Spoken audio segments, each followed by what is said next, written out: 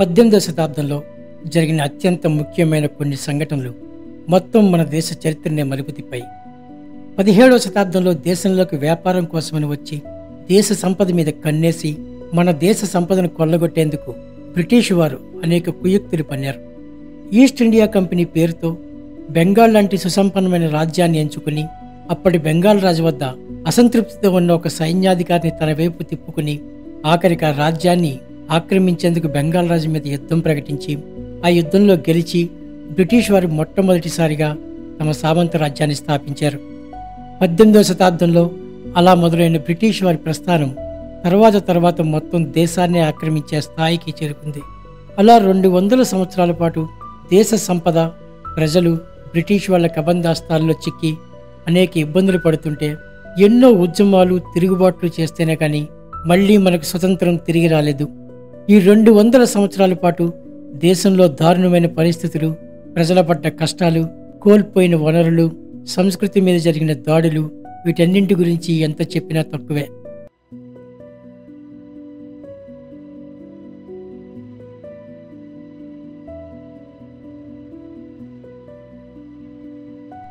అయితే 18వ శతాబ్దంలో ఆనాడు బెంగాల్ రాజుతో బ్రిటిష్ వారికి జరిగిన యుద్ధంలో బ్రిటిష్ వారు గెలిచి ఉండకపోతే చరిత్ర మొత్తం వేరేలా ఉండేది.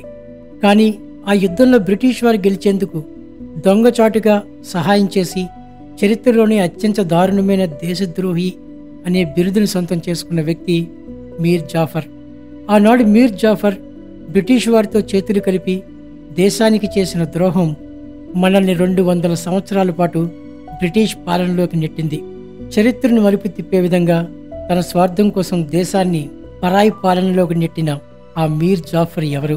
సైన్యాధిపతిగా ఉన్న మీర్ జాఫర్ ఆనాడు ఎందుకని బ్రిటిష్ వారితో చేతులు కలిపాడు? మీర్ జాఫర్ చేసిన ద్రోహం వల్ల చరిత్రలో జరిగిన ముఖ్యమైన సంఘటనలు ఏంటి అనే ఈ విషయాల్ని ఈ వీడియోలో మనం తెలుసుకుందాం. ఇది చాలా విలువైన సమాచారం. బహుశా మనలో చాలా మందికి ఇప్పటి వరకు తెలిసి ఉండకపోవచ్చు. కనుక అస్సలు ఈ వీడియోని మిస్ కాకండి.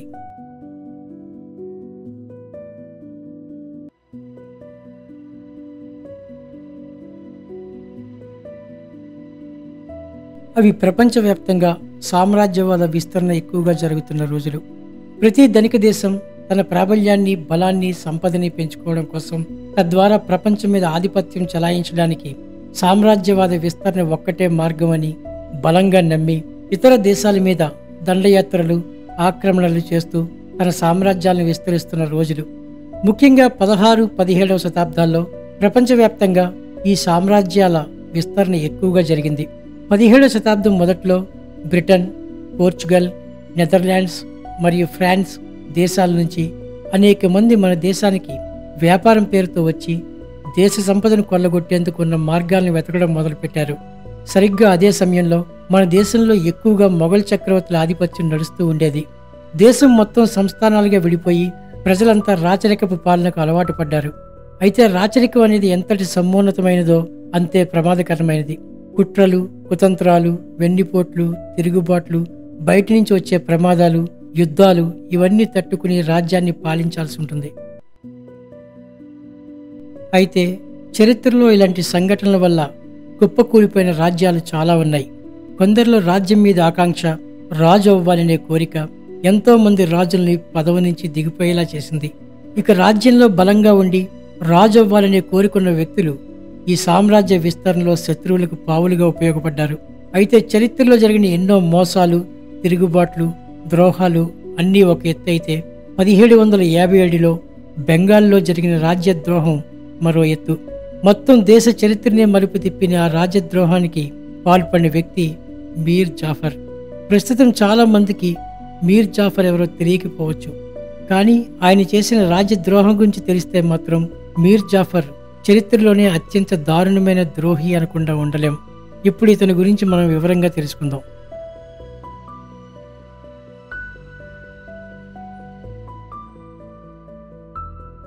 మీర్ జాఫర్ పూర్తి పేరు మీర్ సయ్యద్ జాఫర్ అలీ ఖాన్ బహదూర్. 1675లో అప్పటి మొఘల్ చక్రవర్తి అయిన ఔరంగజేబ్ మీర్ జాఫర్ తాతగారైన సయ్యద్ హుస్సేన్ని ఇరాక్లోని నజాఫ్ నుంచి ఢిల్లీకి వచ్చి స్థిరపడేందుకు ఆహ్వానించారు. అలా 1675లో మీర్ జాఫర్ కుటుంబం మన దేశానికి వచ్చి మొఘల్ చక్రవర్తుల సహకారంతో స్థిరపడింది. అయితే ఆ రోజుల్లో మన దేశంలో అధికారంలో ఉన్న మొఘల్ చక్రవర్తులు ఎక్కడో ఇరాకులో ఉంటున్న వీరి కుటుంబాన్ని ఇక్కడికి ఆహ్వానించడానికి గల కారణాలు ఏంటి అనేది పూర్తిగా తెలియదు. కానీ మీర్ జాఫర్ కుటుంబ సభ్యులు మాత్రం ఇరాకులోని అప్పటి రాజు కుటుంబాలతో చాలా దగ్గర బంధుత్వం కలిగి ఉండేవారు. ఆ రోజుల్లో ఇరాక్ నుంచి ఆహ్వానించబడ్డ సయ్యద్ హుస్సేన్ కుమారుల్లో ఒకరైన అహ్మద్ నజాఫీకి 7 కుమారులు, 8 మంది కుమార్తెలతో మొత్తం 15 మంది సంతానం ఉండేవారు. అహ్మద్ నజాఫీకి ఉన్న ఈ 15 మంది సంతానంలో మీర్ జాఫర్ రెండో సంతానం. మీర్ జాఫర్ 1691లో ఢిల్లీలో జన్మించాడు. ఇక మీర్ జాఫర్ మేనత్త ఆలీవర్దీ ఖాన్ని పెళ్లి చేసుకుంది. మీర్ జాఫర్ కుటుంబంలో జరిగిన ఈ సంఘటన చాలా ముఖ్యమైనది. ఆలీవర్దీ ఖాన్ అంటే మొఘల్ సామ్రాజ్యానికి చెందిన బెంగాల్ నవాబు. ఆ రోజుల్లో దేశం అనేక చిన్న చిన్న సంస్థానాలుగా ఉన్నా కూడా అవన్నీ కొన్ని ముఖ్యమైన రాజ్య సంస్థానాలకు సామంత రాజ్యాలుగా ఉండేవి. ఉదాహరణకు హైదరాబాద్ రాజ్య సంస్థానం ఢిల్లీ సుల్తాన్లైన మొఘల్ చక్రవర్తుల ఆధీనంలో ఉండేది. దేశాన్ని ముఖ్యంగా ఢిల్లీ, మరాఠా, బెంగాల్, పంజాబ్ ఇలా కొన్ని ముఖ్యమైన రాజ్యాలు ఏలుతూ ఉండేవి. మరాఠా సామ్రాజ్యం పూర్తిగా మొఘల్ చక్రవర్తుల ఆగడాలను అడ్డుగట్ట వేసేందుకు ప్రయత్నించేది. ఆ ప్రయత్నాల్లో భాగంగా మరాఠా సామ్రాజ్యం పూర్తిగా మొఘల్ చక్రవర్తులకు శత్రు రాజ్యంగా పరిగణించబడేది. ఇక మీర్ జాఫర్ మేనత్త ఎవరైతే ఆలీవర్దీ ఖాన్ని పెళ్లి చేసుకుందో ఆ ఆలీవర్దీ ఖాన్ బెంగాల్ను పరిపాలిస్తున్న సర్ఫరాజ్ ఖాన్ని ఓడించడం ద్వారా 1740లో బెంగాల్లో సింహాసనాన్ని అధిష్ఠించాడు. దాంతో 1740లో బెంగాల్ నవాబుగా ఆలీవర్దీ ఖాన్ అధికారాన్ని చేపట్టిన తర్వాత మీర్ జాఫర్ ఆయన దగ్గర సుబేదార్గా నియమించబడ్డాడు. ఇక ఆలీవర్దీ ఖాన్ బెంగాల్ను పరిపాలిస్తున్న సమయంలో పక్కనే ఉన్న మరాఠా సామ్రాజ్యాన్ని పాలిస్తున్న రఘోజీ భోన్స్లే అనే మరాఠా రాజుతో యుద్ధం జరిగింది. ఆ యుద్ధంలో మరాఠా సైన్యం ఎదురుగా వచ్చేసరికి సుబేదార్గా ఉన్న మీర్ జాఫర్ మాత్రం సైన్యాన్ని సిద్ధం చేయలేదు. శత్రువులు సరిహద్దులో ఉన్నారని తెలిసినా మీర్ జాఫర్ ఇలా వ్యవహరించడం వల్ల ఆలీవర్దీ ఖాన్కి కోపం వచ్చింది. కోపంలో మీర్ జాఫర్ని అందరి ముందు తిట్టడాన్ని మీర్ జాఫర్ అవమానంగా భావించాడు.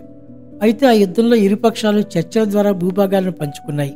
కానీ ఆ సంఘటన మాత్రం మీర్ జాఫర్లో కొత్త కోరికలు పుట్టడానికి కారణమైంది. మీర్ జాఫర్ ఎలాగైనా బెంగాల్ సింహాసనాన్ని అధిష్ఠించాలనుకున్నాడు. ఇక ఆలీవర్దీ ఖాన్కి 3 ఆడపిల్లలు జన్మించారు. దాంతో ఆలీవర్దీ ఖాన్ తర్వాత బెంగాల్ సింహాసనాన్ని అధిష్ఠించడానికి వారసులు లేరు. కానీ బెంగాల్ సింహాసనం మీద ఆలీవర్దీ ఖాన్ పెద్ద కుమార్తె కొడుకు అయిన సిరాజ్ ఉద్దౌలా తన తాత స్థానాన్ని సంపాదించుకోవడం కోసం అన్ని ప్రయత్నాలు మొదలుపెట్టాడు. అంటే ఏదైతే బెంగాల్ సింహాసనాన్ని మీర్ జాఫర్ అధిష్ఠించాలనుకున్నాడో అదే సింహాసనం మీద సిరాజ్ ఉద్దౌలాకి కూడా కోరిక కలిగింది. దాంతో సిరాజ్ ఉద్దౌలా ఆలీవర్దీ ఖాన్ ఉన్నప్పుడే ఆయన వయసు ఎక్కువైందని బెంగాల్ సింహాసనాన్ని హస్తగతం చేసుకునేందుకు తిరుగుబాటు చేశాడు. కానీ ఆలీవర్దీ ఖాన్ మాత్రం సిరాజ్ ఉద్దౌలా తిరుగుబాటును తిప్పికొట్టాడు. స్వయంగా తన సొంత కుమార్తె కొడుకే కావడంతో, తన పెద్ద మనవడు అవ్వడంతో సిరాజ్ ఉద్దౌలాని ఆలీవర్దీ ఖాన్ శిక్షించలేదు. 1756 ఏప్రిల్ 9న ఆలీవర్దీ ఖాన్ తన 80 సంవత్సరాల వయసులో వయోభారంతో మరణించాడు. దాంతో 1756లో ఆలీవర్దీ ఖాన్ మరణం తర్వాత సిరాజ్ ఉద్దౌలా బెంగాల్ సింహాసనాన్ని సొంతం చేసుకున్నాడు. సిరాజ్ ఉద్దౌలా బెంగాల్ సింహాసనాన్ని అధిష్ఠించే సమయానికి ఆయన వయసు కేవలం 23 సంవత్సరాలు మాత్రమే. అయితే మీర్ జాఫర్ సొంతం చేసుకోవాలి అనుకున్న పదవి సిరాజ్ ఉద్దౌలా సొంతం చేసుకోవడంతో మీర్ జాఫర్ సహించలేకపోయాడు. అదీకాక తనకంటే వయసులో చిన్నవాడైన సిరాజ్ ఉద్దౌలాను రాజుగా అంగీకరించలేకపోయాడు. కానీ 1756లో బెంగాల్ నవాబైన సిరాజ్ ఉద్దౌలా మాత్రం మీర్ జాఫర్ని తన సైన్యాధిపతిగా నియమించుకున్నాడు. మీర్ జాఫర్ బెంగాల్ రాజ్యానికి సైన్యాధిపతి అయినా కూడా బెంగాల్ నవాబు వద్ద పనిచేయడానికి అయిష్టంగానే ఒప్పుకున్నాడు. దాంతో మెల్లగా మీర్ జాఫర్ సిరాజ్ ఉద్దౌలాను గద్దెదింపేందుకు ఆలీవర్దీ ఖాన్ మరో కూతురు గసేటి బేగం, ఆలీవర్దీ ఖాన్తో వ్యాపారం చేసిన జగత్ సేద్, అలాగే సిరాజ్ ఉద్దౌలా బంధువు షాకత్ జాంగ్ లాంటి మరికొందరితో చేతులు కలిపాడు. ఇక అదే సమయంలో మరోవైపు బెంగాల్ సామ్రాజ్యంలో పరిస్థితులు ఇలా ఉన్నప్పుడే దేశంలోకి విదేశీయులు రాక మొదలైంది. నిజానికి ఆలీవర్దీ ఖాన్ ఉన్నప్పుడు పోర్చుగీసు వారు వ్యాపార ప్రతిపాదన చేస్తే ఆలీవర్దీ ఖాన్ వారి ఆలోచనను తిరస్కరించి వెనక్కి పంపాడు. ఆ రోజుల్లో విదేశీయులు తమకు అనుకూలంగా ఉన్న రాజ్యాలను లోబర్చుకుని వ్యాపారం పేరుతో వారిని తమ చెప్పు చేతుల్లో ఉంచుకునేవారు. ఎక్కువగా బ్రిటిష్ వారు, పోర్చుగీస్, డచ్, ఫ్రాన్స్ వారు ఇతర దేశాల్లోని రాజ్యాలను తమ చెప్పు చేతుల్లో ఉంచుకోవడంలో పోటీ పడేవారు. ఎన్ని ఎక్కువ సామ్రాజ్యాలు వారి చేతిలో ఉంటే అంత ఎక్కువ వ్యాపారం చేయవచ్చు, తద్వారా తమ ఆధిపత్యాన్ని ప్రదర్శించవచ్చు అనేది ఆనాడు విదేశీయుల ఆలోచన. ఆ ఆలోచనలో భాగంగా ముందుగా వ్యాపారం పేరుతో రాజుల్ని, రాజ్యాలను లోపరుచుకునేవారు. ఎవరైనా రాజు వారి ప్రతిపాదనను తిరస్కరిస్తే ఆ రాజ్యంలోని పరిస్థితిని మెల్లమెల్లగా వీరికి అనుకూలంగా మార్చుకోవడం, ఇతర శత్రు రాజ్యాలతో చేతులు కలిపి వారికి అండగా ఉండడం, లేదా రాజ్యంలో అసంతృప్తిగా ఉన్న కొందరిని చేరదీసి వారికి సహాయం చేయడం లాంటివి చేసేవారు. ఇక భారతదేశంలో ప్రవేశించిన పోర్చుగల్, డచ్ వారిని ఆలివర్దీ ఖాన్ కాస్త న్యూట్రల్గా వ్యవహరించి వారిని ఎంతవరకు అనుమతించాలో అంతవరకే వారికి అనుమతి ఇచ్చేవాడు. దాంతో యూరోపియన్ దేశాల వారు బెంగాల్లో కార్యకలాపాలు ప్రారంభించిన పూర్తి స్థాయి అధికారం మాత్రం సాధించలేకపోయారు. నిజానికి ఆనాడు బెంగాల్లో జరుగుతున్న ప్రతి ముఖ్యమైన విషయం ఢిల్లీ సుల్తాన్ల చెప్పు చేతల్లో నడిచింది. ఢిల్లీని పాలిస్తున్న మొఘల్ చక్రవర్తులు మరియు బెంగాల్ని పాలిస్తున్న నవాబులు అందరి మూలాలు ఇంచుమించుగా ఒకటే. వీరందరికీ బంధుత్వం కూడా ఉండేది. యూరోపియన్లు బెంగాల్లో తమ కార్యకలాపాలు మొదలుపెట్టడంలో ఢిల్లీ సుల్తాన్ల పాత్ర కూడా ఉంది. అయితే యూరోపియన్లు బెంగాల్లో సాగిస్తున్న కార్యకలాపాల్లో బ్రిటిష్ వారు జోక్యం చేసుకునే ప్రయత్నాలు మొదలుపెట్టారు. ప్రపంచం మొత్తం మీద బ్రిటిష్ వారికి మిగిలిన యూరోపియన్ వారికి చాలా పోటీ ఉండేది. దాంతో బ్రిటిష్ వారు ఎలాగైనా ఇండియాలో వ్యాపారం చేయాలని భావించారు. వారి ఆలోచనలకు బెంగాల్ అన్ని విధాలా సరైన సామ్రాజ్యంగా కనిపించింది. బెంగాల్ను పాలిస్తున్న నవాబు వయసు చాలా తక్కువ, అనుభవం లేదు. అదీ కాక మీర్ జాఫర్ లాంటి అసంతృప్తులు బ్రిటిష్ వారికి అనుకూలంగా కనిపించారు. అలా సామ్రాజ్యంలో ఉన్న పరిస్థితులు అంచనా వేసిన బ్రిటిష్ ఈస్ట్ ఇండియా కంపెనీ బెంగాల్లో తమ కార్యకలాపాలను విస్తృతం చేయడం మొదలుపెట్టింది. దాంతో బెంగాల్లో బ్రిటిష్ సైన్యాన్ని దించి కలకత్తాలో పోర్ట్ విలియం అనే ఒక సొంత కోటను నిర్మించుకున్నారు. మొఘల్ రాజులు మంజూరు చేసిన బిజినెస్ రూల్స్ని అతిక్రమించి సొంత వ్యాపార లావాదేవీలు ప్రారంభించారు. దానివల్ల బెంగాల్ నవాబుకు చెల్లించాల్సిన పన్నులు చెల్లించకుండా నష్టం కలిగించారు. అలాగే బెంగాల్ నవాబుకి ఎదురు తిరిగిన కృష్ణదాస్ అనే ఒక ఉద్యోగికి ఆశ్రయం కల్పించి నవాబుల రహస్యాలను తెలుసుకునే ప్రయత్నాలు చేశారు. ఈస్ట్ ఇండియా కంపెనీ పేరుతో బ్రిటిష్ వారు చేస్తున్న ఇలాంటి చర్యలు సిరాజ్ ఉద్దౌలాకు కోపం తెప్పించాయి. దాంతో కలకత్తాలోని పోర్ట్ విలియం వద్ద సైనిక బలాన్ని పెంచడం ప్రారంభించినప్పుడు సిరాజ్ ఉద్దౌలా బ్రిటిష్ వారిని ఆపమని ఆదేశించాడు. కానీ ఈస్ట్ ఇండియా కంపెనీ మాత్రం ఆయన్ని మాటలను ఏమాత్రం లెక్క చేయలేదు. దాంతో 1756 జూన్లో సిరాజ్ ఉద్దౌలా కలకత్తాను బ్రిటిష్ వారి నుంచి స్వాధీనం చేసుకున్నాడు. స్వాధీనం చేసుకున్న సమయంలో సిరాజ్ ఉద్దౌలా సైన్యం బ్రిటిష్ వారికి చెందిన 146 మందిని బందీలుగా పట్టుకున్నారు. ఈ 146 మందిని కలకత్తాలోని పోర్ట్ విలియంలో ఒక చిన్న గదిలో బంధించారు. కేవలం 14 అడుగుల వెడల్పు, 18 అడుగుల పొడవు ఉండే చిన్న గదిలో 146 మందిని బంధించడం వల్ల ఊపిరి ఆడక 120 మంది మరణించారు. 1756లో జరిగిన ఈ సంఘటన చరిత్రలో చాలా పెద్ద సంఘటన. ఈ సంఘటనని కలకత్తా బ్లాక్ హోల్ అని పిలుస్తారు. బ్రిటిష్ వారు ఈ కలకత్తా బ్లాక్ హోల్ని చాలా సీరియస్గా పరిగణించారు. దాంతో బ్రిటిష్ వారు సిరాజ్ ఉద్దౌలా మీద పోరాటానికి సిద్ధపడ్డారు.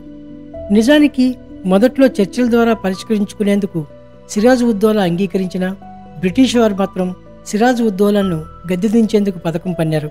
బెంగాల్ సంస్థానానికి దక్షిణంలో ఉండే మరాఠా సామ్రాజ్యం నుంచి ముప్పు ఉంది. అదే సమయంలో ఉత్తరం వైపు నుంచి ఆఫ్ఘన్ సేవలు రాజ్యాన్ని ఆక్రమించేందుకు సిద్ధంగా ఉన్నాయి. కాబట్టి బ్రిటిష్ వారిని ఎదుర్కోవడానికి సిరాజ్ ఉద్దౌలాకు ఇతరుల సహాయం కావాల్సి వచ్చింది. దీంతో బ్రిటిష్ వారికి వ్యతిరేకంగా ఉండే ఫ్రెంచ్ వారితో చర్చలు ప్రారంభించాడు.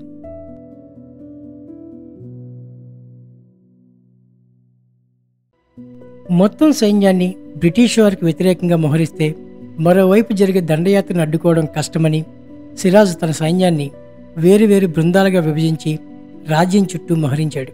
బ్రిటిష్ వారికి వ్యతిరేకంగా ముర్షిదాబాద్కు దక్షిణం వైపు 48 కిలోమీటర్ల దూరంలో ఉన్న ప్లాసీకి తరలించాడు. ఇక బ్రిటిష్ వారి తరపున రాబర్ట్ క్లైవ్ అనే అధికారి ఈస్ట్ ఇండియా బాధ్యతలను తీసుకున్నాడు. రాబర్ట్ క్లైవ్ సిరాజ్ ఉద్దౌలా సైన్యాధిపతి అయిన మీర్ జాఫర్తో చర్చలు జరిపి యుద్ధంలో సిరాజ్ ఉద్దౌలాను ఓడించేందుకు పన్నాగం పన్నాడు. యుద్ధంలో సిరాజ్ ఉద్దౌలా ఓడిపోతే ఈస్ట్ ఇండియా కంపెనీ మద్దతుతో మీర్ జాఫర్ నవాబుగా బాధ్యతలు తీసుకోవచ్చని రాబర్ట్ క్లైవ్ మీర్ జాఫర్కి ఆఫర్ ఇచ్చాడు. మీర్ జాఫర్తో పాటు మరికొందరు కూడా సిరాజ్ ఉద్దౌలా ఓడించేందుకు చేతులు కలిపారు. మీర్ జాఫర్ బ్రిటిష్ వారితో చేతులు కలిపిన విషయాన్ని రహస్యంగా ఉంచాలని మాట తీసుకున్నాడు. మీర్ జాఫర్తో రాబర్ట్ క్లైవ్కి మధ్య జరిగిన ఒప్పందం చరిత్రలో గుర్తుండిపోయే యుద్ధానికి కారణమైంది. అదే ప్లాసీ వార్. మీర్ జాఫర్ బ్రిటిష్ వారితో చేతులు కలిపిన విషయం తెలియని సిరాజ్ ఉద్దౌలా మీర్ జాఫర్ మీద పూర్తి నమ్మకంతో యుద్ధానికి సిద్ధమయ్యాడు. 1757 జూన్ 23న జరిగిన యుద్ధం బెంగాల్లోని భగీరథి తీరంలో ప్లాసీ వద్ద జరిగింది. సిరాజ్ ఉద్దౌలా సైన్యాధిపతి అయిన మీర్ జాఫర్ని పిలిచి యుద్ధం గురించిన చర్చలు జరుపుతున్నప్పుడు మీర్ జాఫర్, ఈ ఒక్కరోజు యుద్ధాన్ని ఆపండి, సైన్యం సన్నద్ధం అయ్యేందుకు సమయం ఇవ్వండి అని కోరాడు. ఇదంతా మీర్ జాఫర్ కుతంత్రంలో భాగమే. దాంతో మీర్ జాఫర్ మాటలను గుడ్డిగా నమ్మిన సిరాజ్ ఉద్దౌలా జూన్ 23న యుద్ధాన్ని ఆపమని ఆజ్ఞాపించాడు. 1757 జూన్ 23న సిద్ధంగా లేని సైన్యం మీద రాబర్ట్ క్లైవ్ తన సైన్యంతో దాడి చేసి సిరాజ్ ఉద్దౌలాకు తీవ్ర నష్టం కలిగించాడు. అకస్మాత్తుగా జరిగిన దాడి వల్ల నష్టపోయినట్లు గ్రహించిన సిరాజ్ ఉద్దౌలా ఓటమిని అంగీకరించి ప్రాణాలను కాపాడుకునే ఉద్దేశంతో యుద్ధం నుంచి తప్పించుకుని పారిపోయాడు. ఆ యుద్ధంలో మీర్ జాఫర్ బ్రిటిష్ వారితో చేతులు కలిపి రాజ్యద్రోహం పాల్పడకపోయి ఉంటే పరిస్థితులు వేరేలా ఉండేవి. అప్పట్లో సిరాజ్ ఉద్దౌలా సైన్యం 18,000 మంది, కానీ బ్రిటిష్ వారు కేవలం 3,000 మంది మాత్రమే. 18,000 మంది ఉన్న సైన్యం 3,000 మంది చేతిలో ఓడిపోవడాన్ని బట్టి మనం అర్థం చేసుకోవచ్చు మీర్ జాఫర్ ఎంత పెద్ద రాజ్యద్రోహానికి పాల్పడ్డాడు అని. అయితే సిరాజ్ ఉద్దౌలా యుద్ధం నుంచి పారిపోయి పాట్నా వైపు వెళ్తుండగా మీర్ జాఫర్ సైనికులు ఆయన్ని బంధించి తీసుకొచ్చారు. ఇక ఆ తర్వాత 1757 జూలై 2న మీర్ జాఫర్ సిరాజ్ని ఉరితీసి చంపాడు.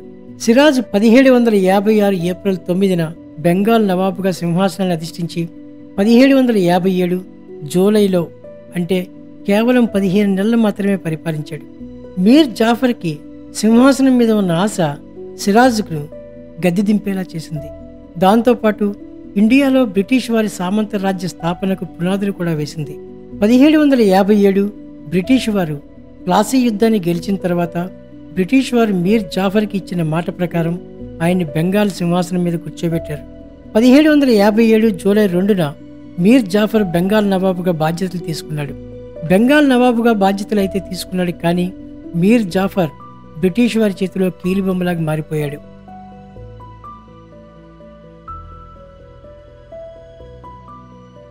మీర్ జాఫర్ కలల కన్నా అధికారం, పదవి ఉన్నా కూడా బ్రిటిష్ వారి మాట జవదాటలేని పరిస్థితి.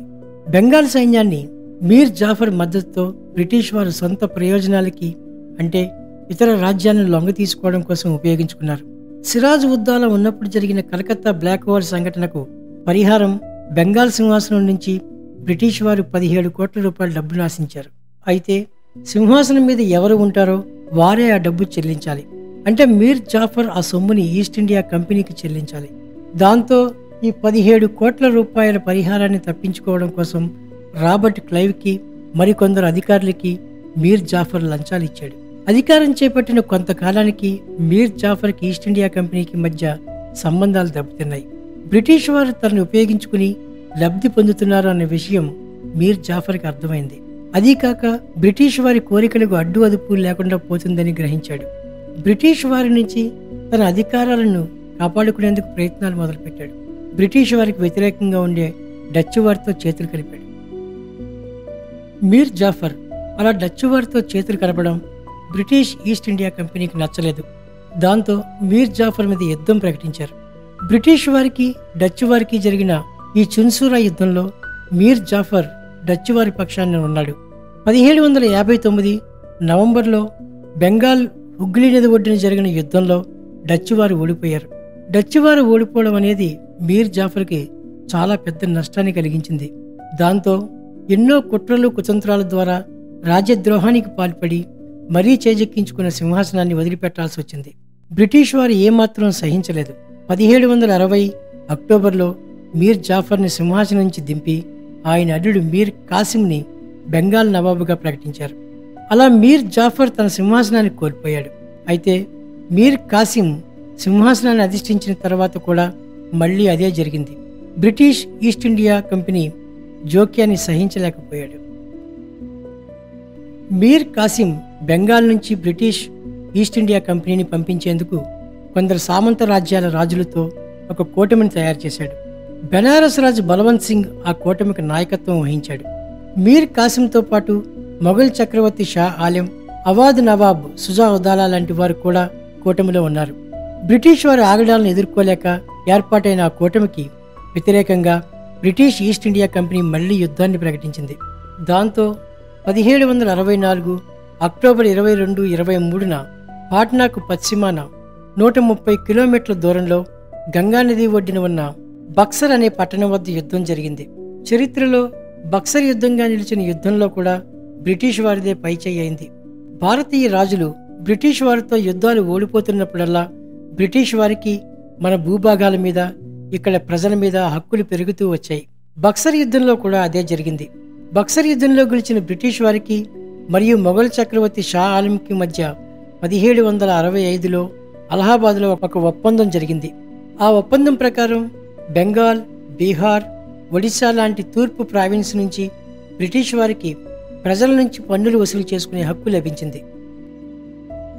బ్రిటిష్ వారికి మన దేశంలో రాజకీయ మరియు రాజ్యాంగ విషయాల్లో జోక్యం చేసుకునే హక్కు కలిగింది. ఇలాంటి చాలా ముఖ్యమైన అధికారాలు బక్సర్ యుద్ధం గెలిచిన తర్వాత అలహాబాద్ ఒప్పందం వల్ల బ్రిటిష్ వారికి కలిగాయి.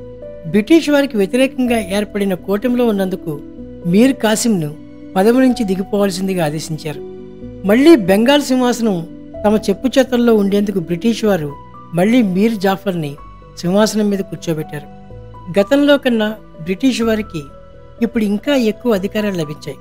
అయినా బ్రిటిష్ వారి చేతుల్లో కీలుబొమ్మగా ఉండేందుకు మీర్ జాఫర్ అంగీకరించి 1764లో సింహాసనాన్ని అధిష్ఠించాడు. అంటే ఆయనకు రాజకాంక్ష, అధికార వ్యామోహం ఎంతలా ఉన్నాయో అర్థం చేసుకోవచ్చు. ఇక 1764 అక్టోబర్లో రెండోసారి బెంగాల్ నవాబుగా పదవి స్వీకరించిన తర్వాత 1765 ఫిబ్రవరి 5న మీర్ జాఫర్ అనారోగ్యంతో మృతి చెందాడు. తన పాపాల ఫలితంగా కేవలం 4 నెలలు కూడా పదవిలో లేడు. 1757లో మీర్ జాఫర్ బ్రిటిష్ ఈస్ట్ ఇండియా కంపెనీతో చేతులు కలిపి ఉండకపోతే చరిత్ర మొత్తం మరోలా ఉండేది. దేశం అరాచక పాలనలోకి వెళ్లేది కాదు. ఎక్కడ అవకాశం దొరుకుతుందా అని ఎదురు చూస్తున్న బ్రిటిష్ వారికి మీర్ జాఫర్ రూపంలో ఒక రాజ్య ద్రోహి కనిపించాడు. నిజానికి ఆనాడు మీర్ జాఫర్ చేసిన ద్రోహం ఒక రాజ్యానికి పరిమితం కాలేదు. రాను రాను మొత్తం దేశాన్నే బ్రిటిష్ పాలనలోకి నెట్టి దేశ సంపద, ప్రజల కష్టం, సహజ వనరులు ఇవన్నీ 200 సంవత్సరాల పాటు కోల్పోయేలా చేసింది.